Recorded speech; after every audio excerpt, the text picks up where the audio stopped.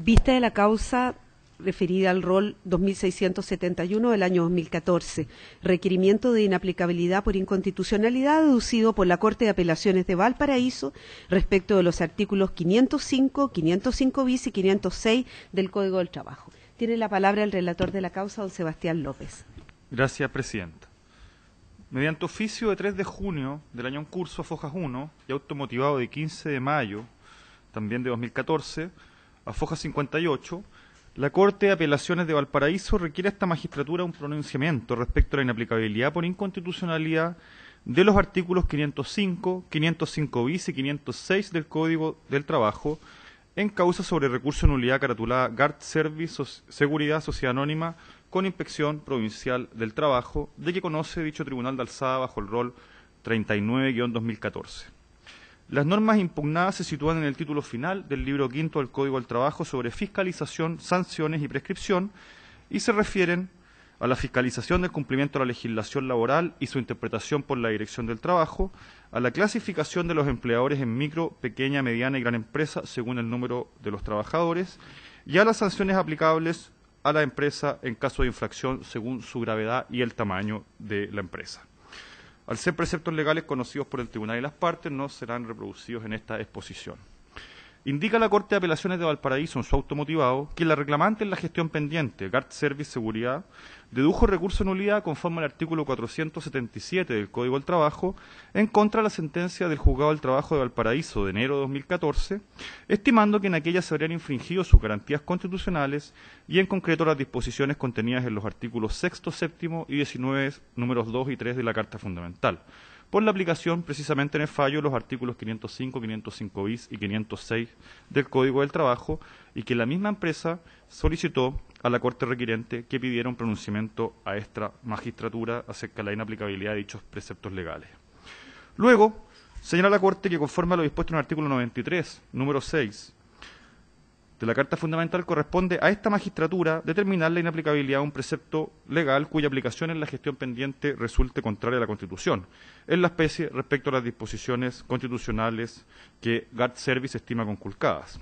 Por lo que la Corte formula el presente requerimiento a fin de que sea este Tribunal Constitucional quien establezca si las disposiciones legales aludidas son o no inconstitucionales en su aplicación al caso concreto. La primera sala de este tribunal, a Foja 61, acogió a tramitación el requerimiento y a Foja 105, previo traslado a las partes, lo declaró admisible y ordenó la suspensión de la gestión sublite. A Foja 113, pasados los autos al Pleno, la causa fue puesta en conocimiento de los órganos constitucionales interesados y se confirió un plazo de 20 días al tribunal requirente y a las partes en la respectiva gestión para que formularan observaciones acerca del fondo sin que ninguno hiciera uso de dicho derecho dentro del plazo legal. No obstante, a Foja 69, GART Service, junto con evacuar el traslado previo a la declaración de admisibilidad, postula que el requerimiento formulado por la Corte de Valparaíso, junto con los preceptos del Código del Trabajo señalados, también se vincularía con los artículos primero, letras A y B, y quinto, letras B, C y F del decreto con fuerza ley número 2 del Ministerio del Trabajo de 1967, que fija las funciones de la Dirección del Trabajo. Disposiciones legales que consignan las facultades de la Dirección del Trabajo y del director para fiscalizar la correcta aplicación de la legislación laboral, interpretarla, fijar su sentido de alcance y dictar resoluciones circulares e instrucciones para la mejor administración del servicio. Agrega GART Service que el requerimiento se relaciona también con las disposiciones constitucionales, además, de las disposiciones indicadas por el tribunal requirente, con la infracción de los numerales 24 y 26 del artículo 19 constitucional. Señala que los preceptos legales referidos al delegar en el director del trabajo la dotación del contenido de los preceptos impugnados infringe las garantías constitucionales contenidas en las disposiciones mencionadas, como ocurrió en la especie, a través de la dictación por la Dirección del Trabajo del tipificador de hechos infraccionales y pauta para aplicar multas administrativas de julio de 2013, agregando que no se impugna un acto administrativo, sino directamente la ley. Expresa que la autoridad laboral en su resolución 479 de septiembre de 2013, sobre la base de los preceptos cuestionados y la aplicación del tipificador aludido, la condenó al pago de una multa de 60 unidades tributarias mensuales por infracción al artículo 28, inciso segundo del Código del Trabajo, al distribuir la jornada de sus dependientes en la Casa Museo La Sebastiana, al margen de la ley y sin autorización de la Inspección Provincial del Trabajo. multa que fue confirmada por el juez del trabajo en la sentencia recurrida de nulidad, pero rebajando su monto a 30 unidades tributarias mensuales.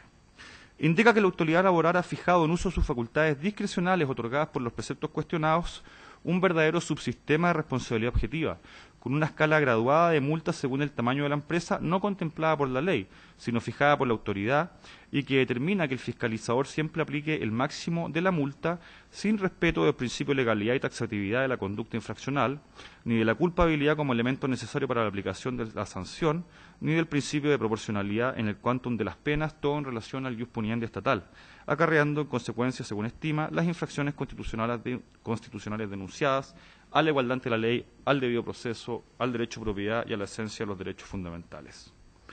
Por otro lado, a Foja 126 se hace parte de la Inspección Provincial del Trabajo de Valparaíso y solicita se tenga presente que el requerimiento de la Corte de Apelaciones de Fojas 1, ingresado el 3 de junio de 2014, ya se encuentra resuelto por este Tribunal Constitucional en los autos rol 2665-2014. Requerimiento deducido por Guard Service con anterioridad al de la Corte, el 14 de mayo de 2014, y que recae en la misma gestión pendiente. Luego, Guard Service solicitó la acumulación de autos, petición que fue rechazada por esta magistratura en el rol aludido por resolución de 12 de junio de 2014, misma que declaró inadmisible dicho requerimiento. Luego, siendo lo mismo ambos requerimientos y encontrándose resueltos, no corresponde que este tribunal prosiga la tramitación de estos autos. En subsidio, solicita el rechazo del requerimiento por inadmisible o improcedente, toda vez que se dirigiría contra un acto administrativo consumado, consistente en la resolución administrativa 479, que confirmó la sanción de multa aplicada a la empresa, aunque rebajando su monto, por distribuir la jornada semanal de 45 horas en menos de 5 días respecto del trabajador que indica y sin contar con la autorización al efecto. Se trata de un hecho infraccional objetivo, no controvertido, al tiempo que esta magistratura ha resuelto reiteradamente la improcedencia de la impugnación de actos administrativos en sede de inaplicabilidad. Al efecto, la resolución de admisibilidad de autos fue dictada con el voto en contra de 2 ministros, precisamente por estimar que la acción se dirige en contra de un acto administrativo y no respecto a preceptos legales. Por otra parte, la acción de autos se dirige contra normas legales que ya fueron aplicadas al discutirse la legalidad de la sanción en sede jurisdiccional ante el juez del trabajo de Valparaíso, que, como se señaló, rebajó la multa a la mitad. Tampoco se explica la forma en que se produciría en el caso concreto la infracción constitucional denunciada y, por otro lado, la acción de autos envuelve un asunto de mera legalidad, que escapa de la competencia de esta magistratura, pues se impugna en definitiva la legalidad del instrumento que tipifica las infracciones dictado por el director del trabajo precisamente en ejercicio de facultades legales. Luego, lo que se impugna es la forma en que la autoridad aplicó la sanción al no conformarse Guard Service con la rebaja de la multa por parte del juez del trabajo, pretendiéndose que esta magistratura efectúe una interpretación de la legislación laboral, cuestión que es de resorte exclusivo del juez del fondo. Finalmente, el requerimiento pretende un control de mérito del instrumento tipificador de multas, así como de la sanción aplicada en la especie por la Dirección del Trabajo legalmente, y luego impugnar encubiertamente lo resuelto por el juez laboral, todo lo cual sería improcedente. A Foja 154 se ordenó agregar los autos al rol de asuntos en estado de tabla, agregándose la causa para su vista en esta sesión de pleno del día de hoy y encontrándose debidamente para anunciar los abogados de ambas partes en la gestión sublita ante la Corte de Valparaíso. Es todo, señora presidenta.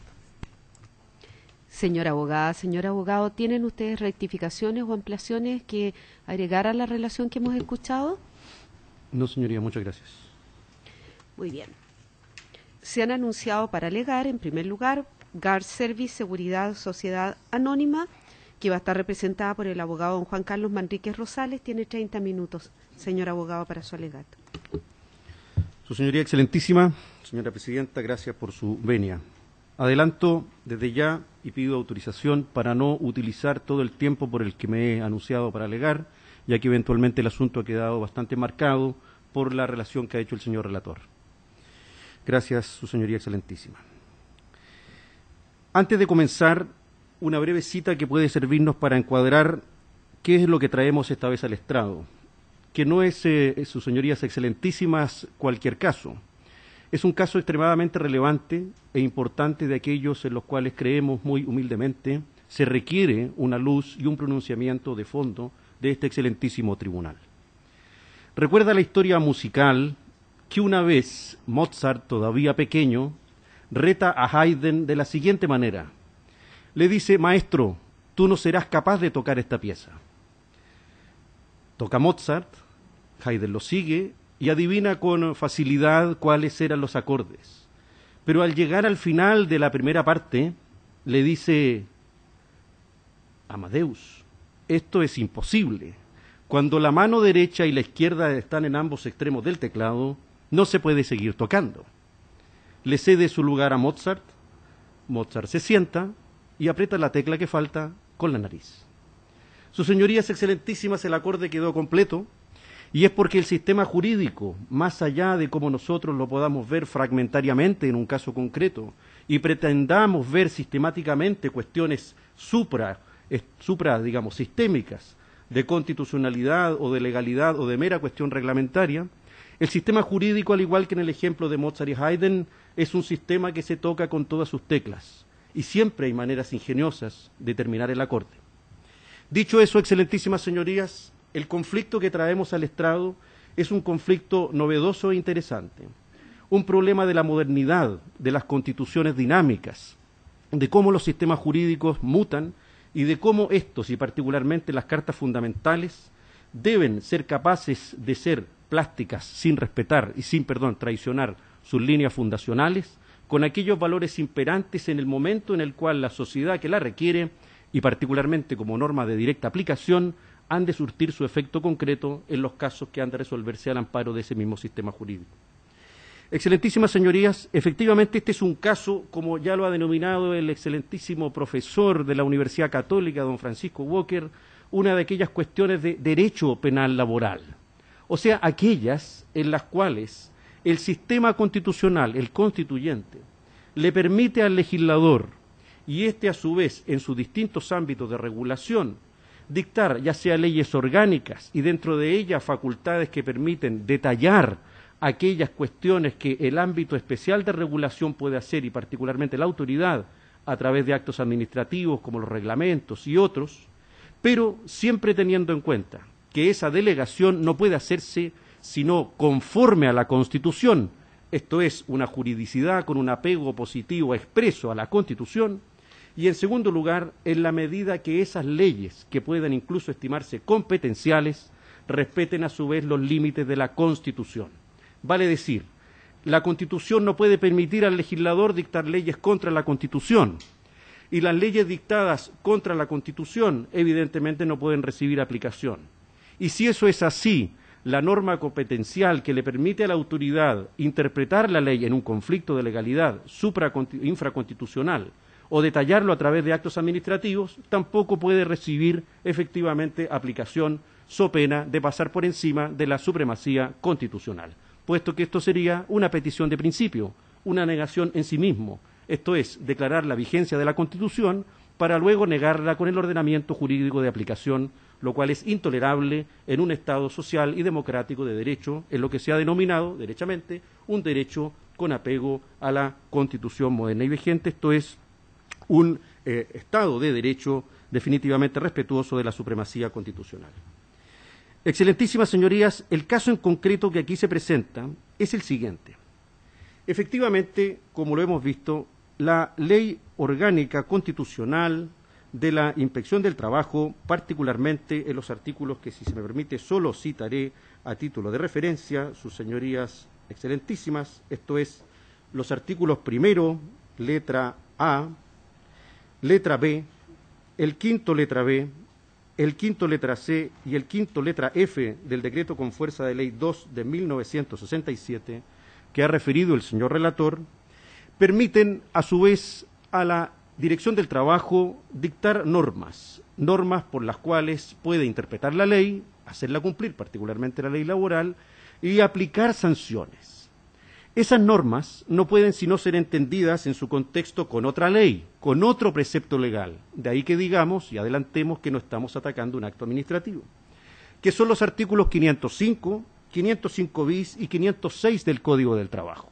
Así lo ha entendido la Ilustrísima Corte de Apelaciones de Valparaíso, que al plantear su conflicto en foja 58, lo que en verdad a ella en principio le parece réprobo, es que esas normas produzcan, primero, en el caso concreto, efectivamente un roce con garantías previamente establecidas por la Constitución y con el mismo sistema, a su vez, de legalidad, digámoslo, establecido por la propia Constitución.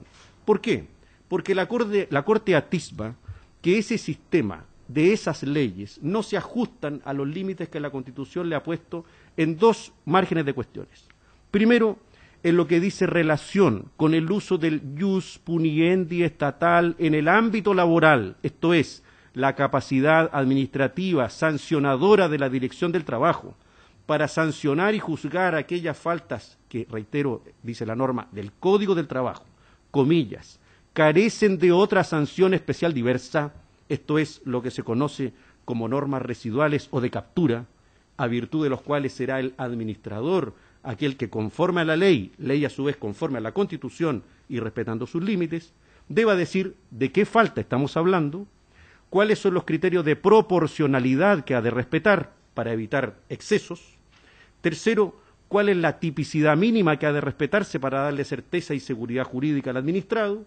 Y cuarto, no establezca un sistema administrativo sancionador, este subsistema que se ha referido el señor relator, de responsabilidad objetiva, esto es, prescindiendo inclusive de la responsabilidad institucional de una persona jurídica, sin llegar obviamente a constituir los ilícitos de la normativa especial de la Ley 20.393, puesto que todo el sistema sancionatorio nacional, inclusive el administrativo, es un sistema de responsabilidad subjetiva donde las objetividades son solo referencias, pero no son prima ratio a este respecto, como ocurre efectivamente en el caso concreto. ¿Cuál es el primer derivado de este postulado? Que si esto es así, las normas competenciales a que nos hemos referido no se ajustan a la Constitución, puesto que a su vez no han señalado de manera previa, expresa y clara por qué habrá de afectarse derechos fundamentales a su vez garantidos por esa Constitución, en este caso Garcervis, que son, 1, el debido proceso, 2, la igualdad ante la ley, y 3, la debida protección a este efecto del patrimonio y la propiedad en sus diversas especies. ¿Por qué? Porque, en primer lugar, si se establece que esa ley es constitucional, porque en el fondo puede dictar la autoridad cualquier norma que estime conveniente para velar según su criterio, y no estamos pidiendo aquí una interpretación, ni una sustitución, ni un amparo constitucional de fondo, sino que señalando los límites del poder penal, del ius puniendi, administrativo, de todas las autoridades en un Estado democrático, y esa es una Constitución que hace respetar sus límites. Porque si eso es así, entonces resultaría lo que ocurre y se denuncia y lo que a la Corte le hace efectivamente cuestión, que es que a través de ese sistema la ley permitiría que la consecuencia, no la causa, la consecuencia, esto es, el acto administrativo denominado tipificador de faltas laborales, que es una consecuencia de la enfermedad y no la causa de la misma, ese tipificador establece un régimen de responsabilidad objetiva, puesto que establece que todas aquellas empresas que tienen más de un determinado número de trabajadores serán siempre grandes empresas. Y en esas grandes empresas, siempre que usted detecte, al menos como en este caso concreto, un trabajador con una jornada cambiada o diferente, no previamente autorizada, usted será merecedor de una sola sanción, que es el máximo del rango que establecen los artículos 505 al 506 bis del Código del Trabajo. Vale decir, el Código del Trabajo, la ley competencial y la Constitución quedan borradas y por tanto no escritas, pura y simplemente a consecuencia de la enfermedad, de la consecuencia de esta enfermedad, del síntoma, que es el tipificador laboral, no así de la enfermedad misma. ¿Y por qué digo esto? Porque en este caso concreto una muy mínima referencia a los hechos. ¿Qué es lo que ocurre? Ocurre que el señor fiscalizador va, en este caso, a La Sebastiana, encuentra el Museo de Campo La Sebastiana de Pablo Neruda, a 2 guardias de una empresa que a nivel nacional tiene otros varios cientos, y establece que como en distintas dependencias, en total esa empresa tiene varios cientos de trabajadores, y está por sobre el límite que la ley establece gran empresa, entonces le aplicará en esa sola unidad la multa correspondiente a una gran empresa. ¿Pero cómo lo hace? No lo hace aplicando el sistema de graduación de la responsabilidad como debiera esperarse a través de un proceso debido, racional y justo, a través de un sistema de culpabilidad tasada, a fin de evitar excesos y respetar la proporcionalidad, sino que solo lo puede hacer siguiendo inexorablemente lo que el tipificador le dice, por ejemplo, en este caso, en su página 29. Busque la norma, vaya a la celdilla del lado derecho, siga la celdilla del último extremo derecho, donde solo dice multa única, grado máximo. Esto es, los grados medios y mínimos de cada una de esas sanciones quedan, por tanto, no escritas. Y la Constitución es pasada a llevar no por el acto administrativo, sino que por la ley que efectivamente, a su vez, se desajusta de la Constitución y permite esas consecuencias. ¿Cuál es el problema práctico sobre la propiedad? Que si eso fuera así, excelentísimas señorías, el monto máximo de 60 unidades tributarias por cada infracción, atendido que se ve de otra manera el ne bis in idem, que no el non bis in idem en cuestiones de carácter administrativo, lleva a un simple cálculo aritmético no exagerado a estimar que en un año calendario esa misma infracción, si no se entregare a tiempo la autorización del cambio de jornada por la misma dirección laboral, que sería juez y parte, lleva a la conclusión de que en un año, sus excelentísimas señorías, se debe pagar 1.600 millones de pesos, solo única y exclusivamente por esa única infracción, cuestión que no ha sido a su vez controvertida. Como eso es así en el caso práctico, los efectos por sobre la protección del patrimonio en sus diversas especies, particularmente de guard service, lo que hace es convertir este sistema objetivo, este subsistema sancionador desproporcionado y razonable en entonces un sistema expoliante, en un sistema expropiatorio que niega la otra garantía constitucional, que es la gestión del patrimonio, incluso con una función social a través del ejercicio de la actividad empresarial. Volviendo a Mozart, excelentísimas señorías, esto permite recordar aquel otro episodio de aquellas obras menos conocidas, como son, por ejemplo, el Così fan tutte. Guglielmo y Ferrando, valiéndose de aquellos disfraces, logran convencer a dos damas de sus intenciones para ganar una apuesta que era un dilema filosófico entre ambos. ¿Y qué es lo que hay allí detrás? No es sino ocupar como pantalla determinadas situaciones para en verdad lograr otras. En este caso, lo que nosotros sostenemos, al igual que en el Così fan tutte, aquello que podría hacerse porque todos lo hacen, o que la Administración podría hacerlo porque siempre se ha hecho a virtud de esta norma, es algo intolerable. ¿Por qué? Porque en definitiva es solo un concepto pantalla, que esconde detrás, a través de esta, comillas, supuesta legalidad, porque no ha sido objetada previamente de este subsistema, este abuso que nosotros estimamos constituye en definitiva este sistema objetivo que solo es permisible en la medida que la ley competencial se ha desajustado de la Constitución y no ha sido mirada como realmente ha de ser. En segundo lugar, excelentísimas señorías, el conflicto se plantea también en este punto a nivel netamente constitucional por lo siguiente. Estimamos también nosotros en esta parte y haciendo eco también de lo que la Corte ha señalado, que en esta materia en particular la cuestión de constitucionalidad dice puntualmente con lo siguiente.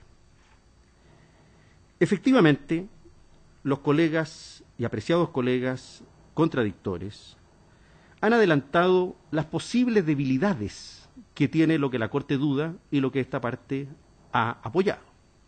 Y esas debilidades, que sirven ya para ir al núcleo y comenzar el término de nuestra intervención oral, son al menos 4.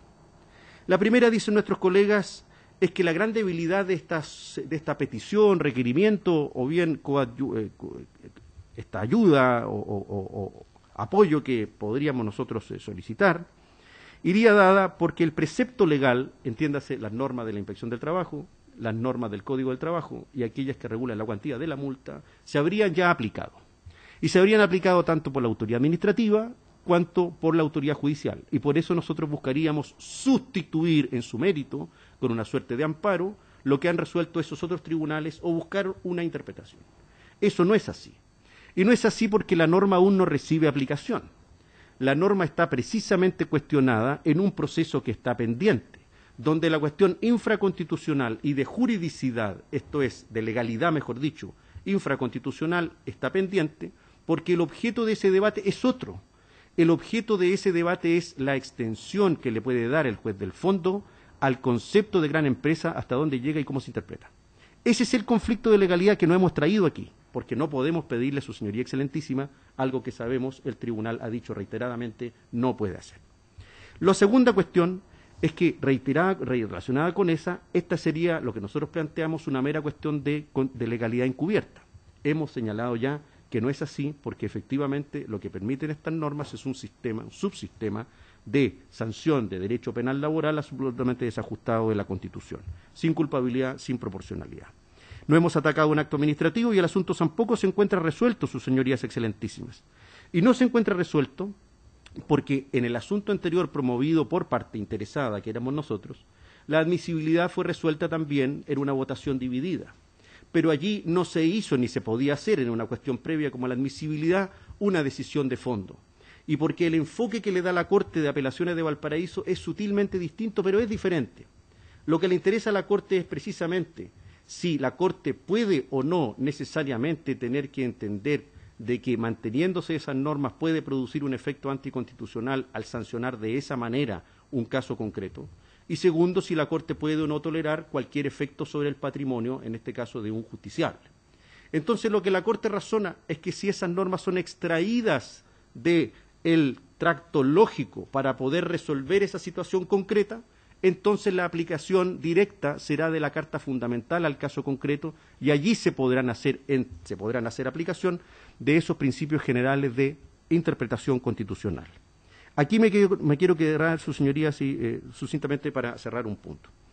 Efectivamente, si en este minuto, como quiera que se vea el sistema jurídico, si a la manera de Kelsen en su minuto en la supremacía constitucional, si a la manera posterior incluso de Rawls o de Hart, o incluso como lo ha visto Bobbio, esto es con el apego y el respeto supremo por sobre las garantías constitucionales, e incluso haciendo aplicación de los modernos criterios del neorrealismo norteamericano, el principio de supremacía, podríamos ver cómo resolvemos este conflicto. A nuestro juicio, esto se resuelve con el principio y con toda la base de la supremacía constitucional, pero también la teleología de la norma, y por cierto también ese mismo principio de supremacía de la realidad, permiten establecer que aquí lo que se impugna no es un acto administrativo, sino que lo que se impugna derechamente es la ley que permite que se dicten actos administrativos así, que siempre pueda seguir siendo así, y como toda la administración lo hace, esto es un cosi fan tutte, entonces siempre podrá hacerse porque aparentemente será legal, aunque en el fondo esconda una realidad muy distinta sobre los derechos de los administrados. A nuestro entender, sus señorías excelentísimas, efectivamente estos conceptos válvula, estos conceptos ventana, no pueden ser interpretados sino a virtud del principio también de lo razonable. Y aquí quiero cerrar mi intervención oral. Efectivamente, Chaim Perelman, y ya en el sistema constitucional español y en el sistema filosófico de origen centroeuropeo, de raíz hispana, Recasens-Sitges, han razonado bastante sobre el logo de lo razonable y hasta dónde llega lo razonable de lo razonable.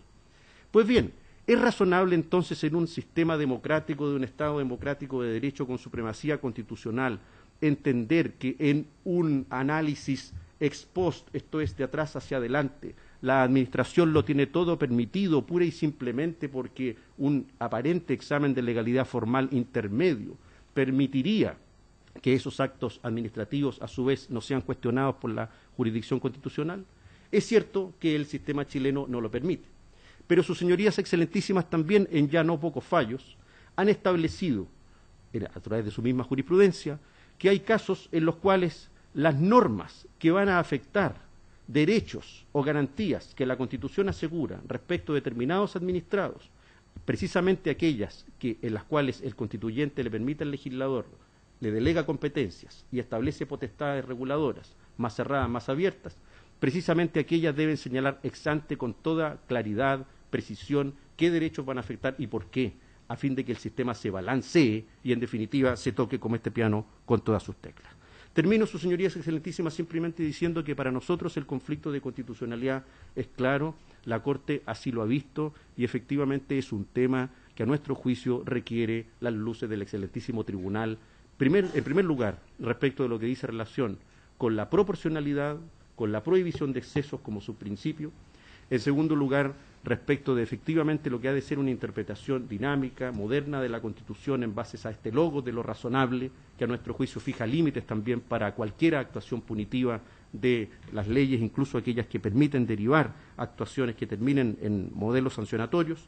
Y bien, por último, porque no se está pidiendo ni una interpretación, ni una resolución de mérito, ni una sustitución de lo fallado, sino que pura y simplemente extraer del tracto lógico para aplicar precisamente al final la solución de ese asunto, como ya lo apunta Atienza, siguiendo a propósito de los mismos criterios de razonabilidad de Perelman y de Recasens-Siches, la situación de este caso concreto, extrayéndolas de allí y permitiendo la aplicación directa de la Constitución, lo que a nuestro juicio balancearía y permitiría que el sistema jurídico completo resultara armónico como las piezas mozartianas.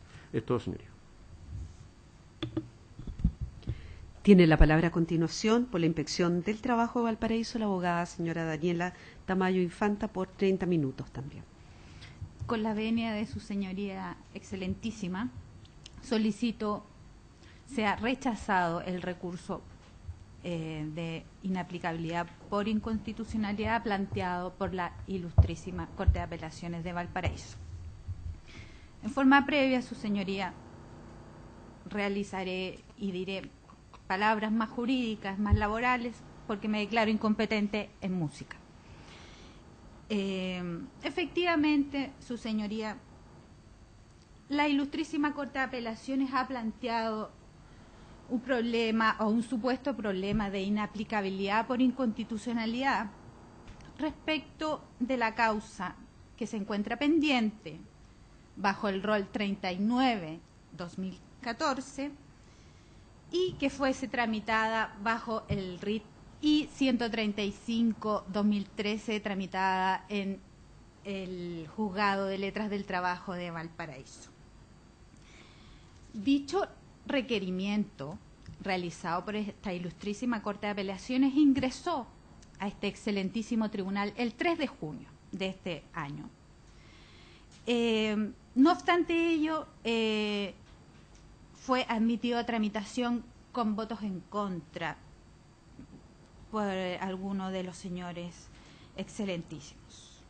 Hay que tener presente, su señoría, que al momento de que la contraria empresa Web Service evacuó su traslado, lo realizó en los mismos términos y utilizando casi los mismos títulos que realizó cuando hizo su respectiva presentación de su requerimiento. Por ende, esta parte ha insistido tanto en señalar que no es posible que una causa que no ha podido subsistir ya desde el principio por problemas formales y no señalar en forma clara los fundamentos de hecho, consideraciones de hecho y fundamentos de derecho, no es posible que pueda continuar en esta sede. Efectivamente, el requerimiento de la contraria fue declarado inadmisible, su señoría. Y es por eso que esta parte reitera que el requerimiento efectuado por la Ilustrísima Corte de Apelaciones de Valparaíso se basa en el requerimiento efectuado por la contraria. Por ende, nos preguntamos si se encuentra mal planteado, ¿es posible que subsista hasta esta altura de la tramitación? A juicio de esta parte no, su señoría, porque se han utilizado los mismos fundamentos por parte de la contraria y ha reiterado los mismos fundamentos errados que esta parte considera. Ahora bien, ¿qué hay que tener presente, su señoría? Que ese mismo el argumento utilizado por este tribunal bajo el rol 2665 ha señalado que efectivamente el requerimiento efectuado por la contraria se dirige en contra de un acto administrativo, tal como esta parte lo ha venido insistiendo. Por lo tanto, se recurre en contra de un acto administrativo que es el denominado tipificador de multas, que más adelante me haré cargo porque tantas veces que se ha nombrado. Por ende, ha señalado este excelentísimo tribunal que no procede la acción de inaplicabilidad respecto de los hechos y de la forma como lo ha realizado la contraria, por manifiesta falta de fundamento. Ahora bien, su señoría, si nos vamos efectivamente y específicamente a lo que ha al requerimiento efectuado por la Ilustrísima Corte de Apelaciones de Valparaíso, la contraria ha dicho que esta Ilustrísima Corte ha avisorado un problema de constitucionalidad, un problema de ius puniendi, y se ha preocupado porque la Dirección del Trabajo, en este caso la Inspección del Trabajo de Valparaíso, dicta normas. Su señoría, yo no estoy de acuerdo con ello, porque el breve requerimiento efectuado por la Ilustrísima Corte de Apelaciones, que lo tengo en mi mano, no señala eso. Precisamente señala dos cosas, y me parece bien que haya hecho el requerimiento, pero no lo ha hecho en los términos que ha señalado la contraria. Se basa en dos fundamentos. El primero de ellos es que sostiene que la contraria ha interpuesto un recurso de nulidad basado en el artículo 477 del Código del Trabajo y que incidiría en las normas relacionadas con el 505, 505 bis y 506. Ese es el primer gran fundamento. Y el segundo gran fundamento que sostiene es que efectivamente la contraria solicitó a dicha Corte el requerimiento para que se conociera a través de este excelentísimo tribunal. No señala más, no señala ningún fundamento de fondo, ni más contundente como a esta parte le hubiera gustado que señalara, pero no señala, como lo dice la contraria, que ha avisorado problemas de ius puniendi, porque en este caso no existen problemas de ius puniendi. ¿Y por qué lo digo? Porque haciéndome cargo del primer fundamento que ha esgrimido la Ilustrísima Corte de Apelaciones de Valparaíso, es que la contraria ha solicitado que este excelentísimo tribunal conozca y establezca si ha existido problemas de constitucionalidad. A juicio de esta parte no existen problemas de constitucionalidad. ¿Por qué su señoría nombra los artículos 505, 505 bis y 506? La contraria dice que la Dirección del Trabajo dicta normas. ¿Por qué ha dictado normas? Su señoría, si el 505 dice que la Dirección del Trabajo tiene la facultad para fiscalizar y para dar cumplimiento a la fiscalización laboral y para interpretar normas. Luego, el 505 bis establece que en relación a las leyes complementarias del Código del Trabajo se clasifican las empresas en micro o pequeñas, medianas y grandes. ¿Y cómo lo hace? En relación al número de trabajadores. Hasta ahí no veo en qué parte la Dirección del Trabajo ha interpretado.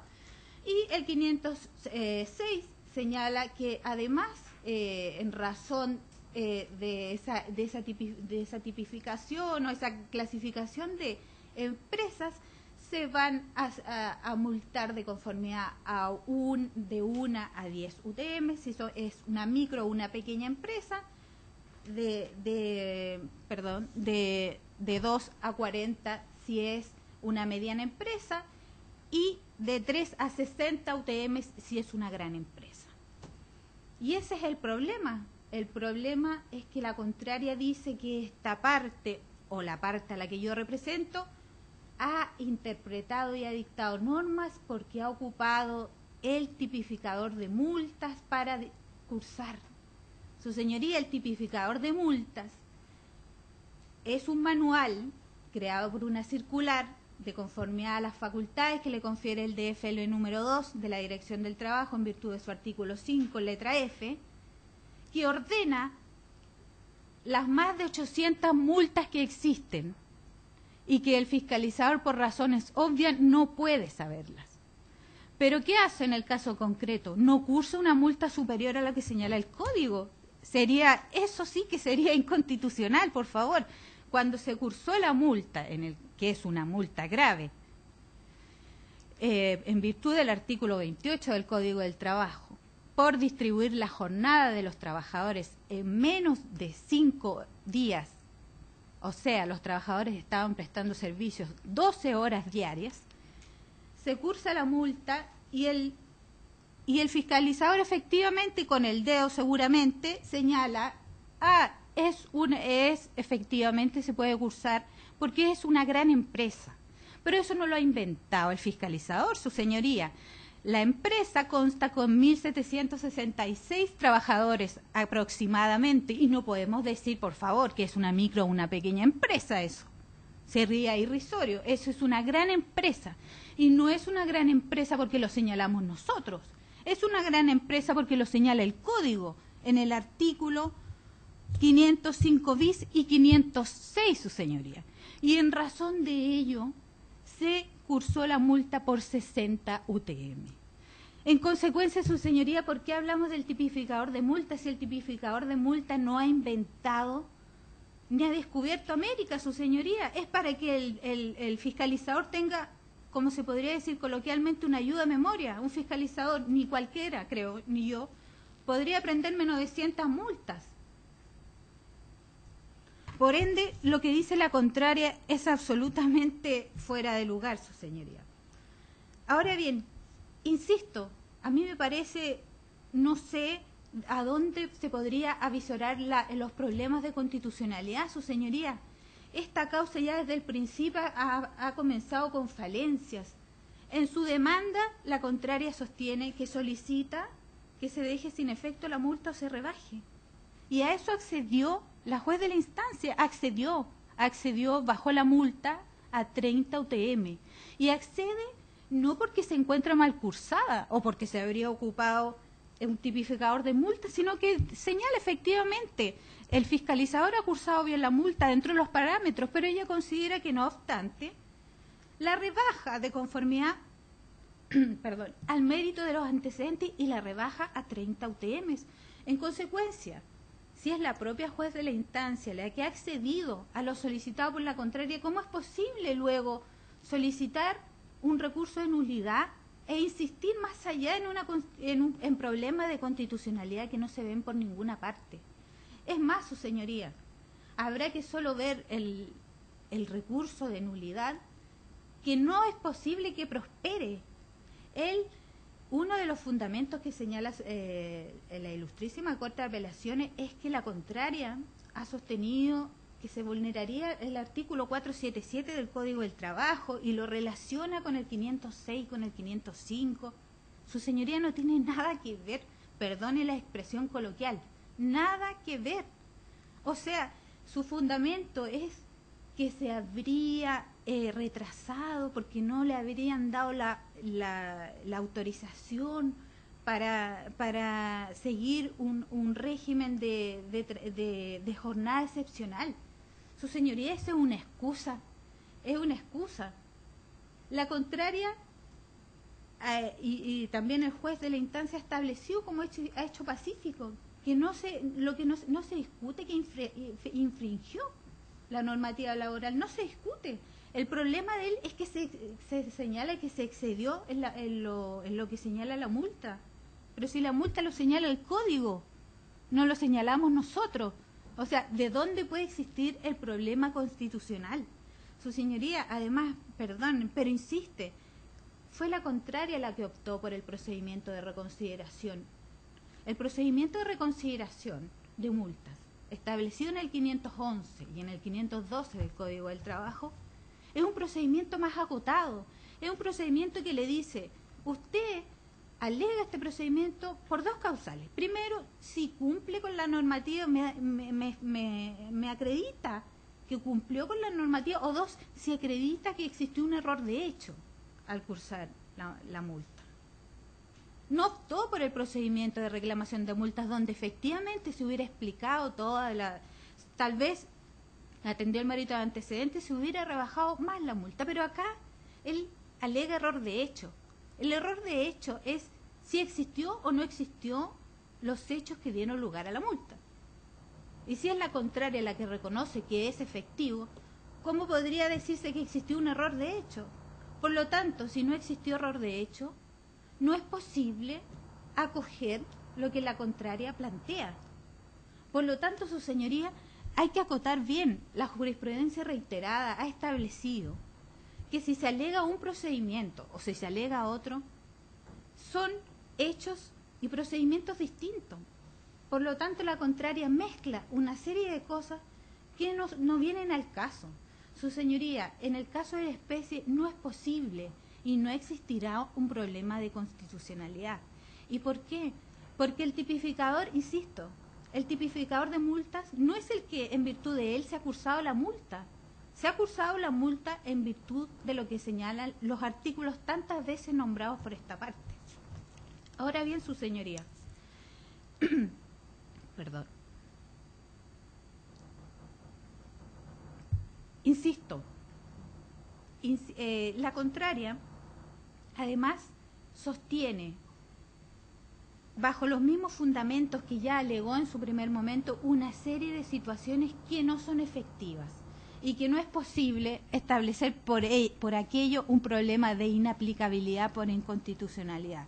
Su señoría, yo lamento que se den estas condiciones, porque lamentablemente no se podría cómo aplicar y ver un problema de constitucionalidad acá por los artículos que señala tantas veces la contraria. Su señoría, este recurso, no solo en virtud del cual se ha basado principalmente la Ilustrísima Corte de Apelaciones de Valparaíso, sino también el que ha planteado la contraria, carece de fundamentos razonables. Y además no ha expresado claramente los hechos y fundamentos de derecho en los cuales podría causar un problema de constitucionalidad. Por eso, su señoría, reitero y solicito sea rechazado el recurso. Y para terminar, también me gustaría terminar con una frase bonita, pero es más que nada una que ha señalado esta excelentísima corte, esta excelentísima tribunal, perdón, es que acá no se legisla ni se administra, ni entra a calificar la bondad de las disposiciones legales o administrativas sometidas a su control. Solo debe resolver si dichos actos se ajustan o no a los preceptos constitucionales. Y en el caso de la especie, su señoría, no existe ninguna inconstitucionalidad, ni podría existir. Por lo tanto, solicito se rechace. Señora ministra, señores ministros, ¿preguntas a los abogados de las partes? Ministro García.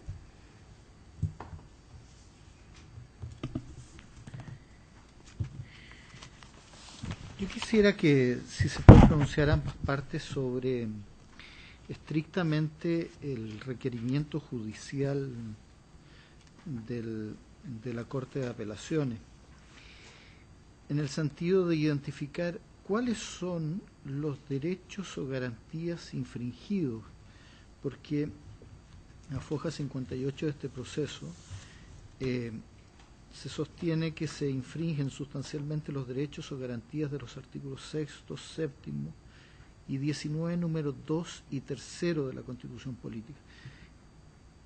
Este es el punto constitucional. Esos son los preceptos por los cuales la Corte de Apelaciones ha derivado a este tribunal este requerimiento judicial. ¿Es el cierre de los artículos impugnados o hay mecanismos que permitan extenderse a otras fórmulas? Gracias, su señoría excelentísima.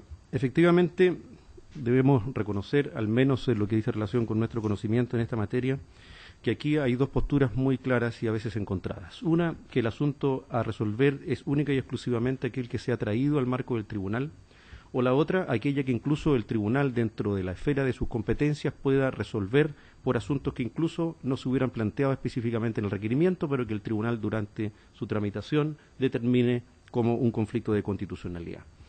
A nuestro juicio, excelentísimo señor, esa es una facultad del tribunal, según como ve a su vez sus propias competencias. Pero específicamente lo que dice en relación con su pregunta, y que iba a ser parte de una rectificación de hecho de esta interviniente, es que en el número 2 del requerimiento de foja 58 la Corte dice expresamente dónde cree ver el conflicto de constitucionalidad, que nosotros también a este efecto avisoramos de esa manera. La Corte, si se me permite expresamente, dice aquí, en ese punto, que a su juicio los órganos del Estado deben ajustarse, dice, a la legalidad vigente y especialmente, dice, en la aplicación armónica de las disposiciones que constituyen el entramado constitucional. Ese es el primer postulado de la Corte, armonía entre la Constitución y la legalidad que rige. Y más abajo, efectivamente, al clausurar su petición, le pide a este excelentísimo tribunal, conforme a sus normas, determinar la inaplicabilidad de un precepto cuya especial dice, resulte contrario a la Constitución, específicamente respecto a los artículos 6 y 7, esto es, actuar dentro de la esfera de sus competencias, no ir más allá. Y 19, números 2 y 3 de la Carta Fundamental, esto es igualdad ante la ley y debido proceso.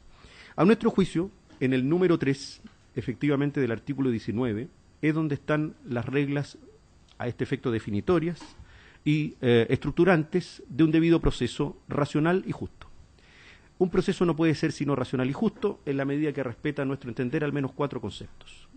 Y así entendemos nosotros, la Corte lo pudo haber visto. Proporcionalidad en la sanción, y en este caso no es que se permita única y exclusivamente imponer una pena más baja o una multa más baja, sino que pura y simplemente lo que ocurre es que se aplica solo una y la última de la escala respectiva, la más alta.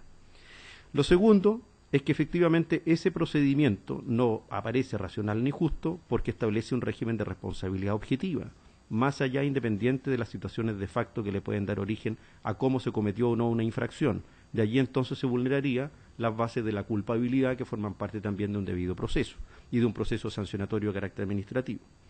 A nuestro juicio, según como vemos lo que la Corte plantea, si se establece para esta empresa en particular, en ese caso, un régimen sancionatorio objetivo, absolutamente ad hoc, como hemos denominado nosotros, un subsistema represivo, objetivo de ius puniendi particular, entonces en el fondo se está tratando de manera desigual a alguien que debiera tratarse conforme a las otras normas en un plano de igualdad.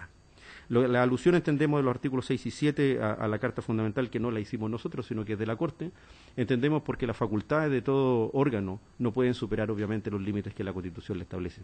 Esa es la respuesta que nosotros vemos en esa pregunta. Señora abogada, yo creo que el ministro García pidió intervención de los abogados de ambas partes. Disculpe que sea insistente, pero yo creo que no es así como dice la contraria, porque efectivamente a la Ilustrísima Corte de Apelaciones de Valparaíso le causa singularidad porque efectivamente la contraria, cuando ejerce su recurso de nulidad, habla de los artículos 6 y 7 de la Constitución. Por lo tanto, cuando en su punto número 2 especifica y que los órganos del Estado deben ajustarse a la legalidad, lo hace para justificar en el fondo su solicitud a este excelentísimo tribunal. No dice, y no lo veo yo así como que él efectivamente está visorando de la forma como lo ha señalado la contraria. Por lo tanto, insisto, su señoría, la Ilustrísima Corte básicamente señala 2 puntos sobre la base que por qué pide este pronunciamiento por parte de este excelentísimo tribunal. Primero es porque la contraria, en su recurso de nulidad, hace mención a toda esa normativa constitucional, y en segundo lugar porque es la contraria la que le solicita a la Ilustrísima Corte que pida a su vez requerimiento a este tribunal. No lo veo de la forma como lo hace la contraria. Además, no justifica de manera alguna por qué se verían infringidos dichos articulados, su señoría. ¿Alguna otra pregunta de los señoras o señores ministros? No siendo así, se da por terminada la vista de la causa. Les ruego a los abogados, si tienen minuta de alegato, las dejen en poder del señor relator.